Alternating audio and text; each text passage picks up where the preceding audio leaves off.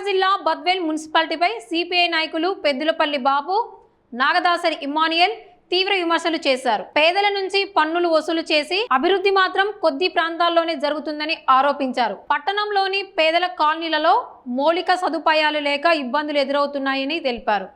సమస్యలు పరిష్కరించకపోతే ఉద్యమానికి సిద్ధమవుతామని హెచ్చరించారు.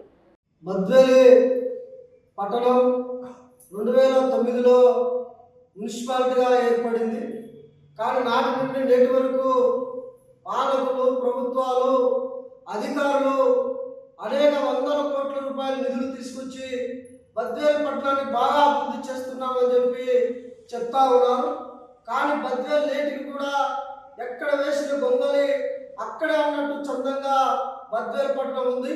ఇవాళ బద్వేల్ మున్సిపాలిటీకి సంబంధించి మనం ఒకసారి చూస్తే ఏదైతే నీటి పన్నులు, ఇంటి పన్నులకు సంబంధించి సంవత్సరానికి 9,98,00,000 రూపాయలు పేదల నుండి వసూలు చేస్తూ ఉన్నారు. మరి వచ్చినటువంటి లక్షల కోట్ల రూపాయలు ఎక్కడ ఖర్చు పెడతా ఉన్నారని చెప్పి మనం ఒకసారి గమనించాల్సినటువంటి అవసరం ఉంది. నేటికి పాలక ప్రభుత్వం గడువు ముగిసింది. ఇప్పుడు అధికారుల పరిపాలన నడుస్తూ ఉంది. కానీ ఇప్పటికైనా మున్సిపాలిటీ అధికారులకు ఒకటే సూచన చేస్తా ఉన్నాం. పాలకవర్గం ఉన్నప్పుడు అధికారుల వృత్తుల్లో భాగంగా, లేకపోతే అధికార పార్టీ నాయకుల వృత్తుల్లో భాగంగా బద్వేల్లో ఉన్నటువంటి పేద పట్టణాలు, పేద కాలనీలు, పేదలు నివసించేటువంటి వార్డులు నిర్లక్ష్యం వ్యవహరించినటువంటి పరిస్థితి మనం గమనించాం. కానీ నేటి నుండి మొత్తం పేదవారిని ముక్కు పిండి పన్నులు వసూలు చేసేటువంటి పరిస్థితి మనం బద్వేల్లో చూస్తా ఉన్నాం.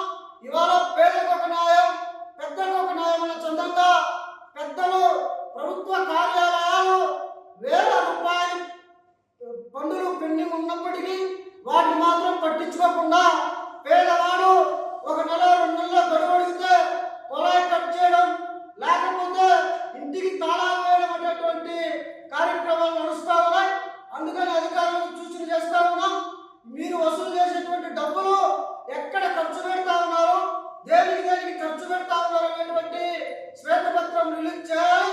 గతంలో కూడా వందల కోట్ల రూపాయలు బద్వేల్ పట్టణానికి తీసుకొచ్చి అభివృద్ధి చేస్తామని చెప్పిన అధికారులు, అధికార పార్టీ నాయకుల ఇళ్ల దగ్గరికి, లేకపోతే అధికార పార్టీకి సంబంధించినటువంటి వారి యొక్క వెంచర్ల దగ్గరికి, లేకపోతే ఆర్థిక అండబలం కలిగినటువంటి వారికే డబ్బులు ఖర్చు పెట్టారు.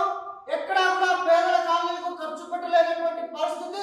కానీ ఇప్పుడు మేము మున్సిపల్ కమిషనర్ గారికి ఒకటే సూచన చేస్తా ఉన్నాం.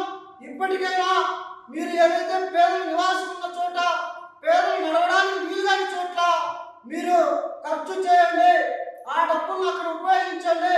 కమిషనర్ గారు వచ్చినటువంటి రోజు నుండి నేటి వరకు ఎక్కడైనా పేదల కాలనీలో కానీ, మున్సిపాలిటీ పరిధిలో ఉన్నటువంటి స్లమ్ ఏరియాలో కానీ తిరిగి ఈ ఏరియా బాగుందని చెప్పాడా అని చెప్పి మేము అడుగుతా ఉన్నాం. నాయకుడు తిరిగి బద్వేల్ పట్టణం బాగా అభివృద్ధి అని చెప్పడం కాదు. కాబట్టి ఇప్పుడు మీకున్నటువంటి అవకాశాన్ని ఉపయోగించి పేదల కోసం ఖర్చు చేయండి, పేదల వాటిని నివసించేటువంటి వాటిని అభివృద్ధి చేయాలని చెప్పి సిపిఐ పార్టీగా డిమాండ్ చేస్తా ఉన్నాం. లేదు కాదు కూడదంటే మాత్రం రాబోయేటువంటి రోజుల్లో కమ్యూనిస్ట్ పార్టీ సిపిఐ ఆధ్వర్యంలో పెద్ద ఎత్తున ఆందోళన చేస్తామని చెప్పి హెచ్చరిక. వార్డు పర్యటన చేస్తాం. ఇప్పటికే 32 కోట్ల నిధులు బద్వేల్ పట్టణానికి వచ్చినాయని చెప్పి కమిషనర్ గారు చెప్తా ఉన్నారు.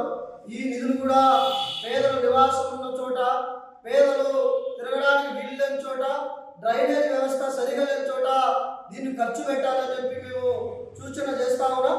కమిషనర్ గారు బద్వేల్ పట్టణాన్ని బాగా అభివృద్ధి చేస్తారని చెప్పి చెప్తా ఉన్నారు. కమిషనర్ గారు ఎక్కడ ఖర్చు పెట్టారు, ఎక్కడ అభివృద్ధి చేశారు, ఏ ప్రాంతాల్లో ఖర్చు పెట్టారు